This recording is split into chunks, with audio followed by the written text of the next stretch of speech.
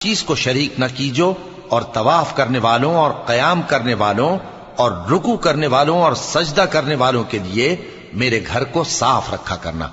اور لوگوں میں حج کے لیے اعلان کر دو کہ تمہاری طرف پیدل اور دبلے دبلے اونٹوں پر جو دور دراز رستوں سے چلے آتے ہوں سوار ہو کر چلے آئیں، تاکہ اپنے فائدے کے کاموں کے لیے حاضر ہوں۔ اور قربانی کی ایام معلوم میں مویشی چوپایوں کے ذبح کے وقت جو اللہ نے ان کو دیے ہیں ان پر اللہ کا نام لے۔ اب اس میں سے تم خود بھی کھاؤ اور خستہ حال ضرورت مند کو بھی کھلاؤ۔ پھر چاہیے کہ لوگ اپنا میل کچیل دور کریں اور منتیں پوری کریں اور اس قدیم گھر یعنی بیت اللہ کا طواف کریں، یہ ہمارا حکم ہے۔ اور جو شخص ادب کی چیزوں کی جو اللہ نے مقرر کی ہیں تعظیم کرے تو یہ اس کے پروردگار کے نزدیک اس کے حق میں بہتر ہے۔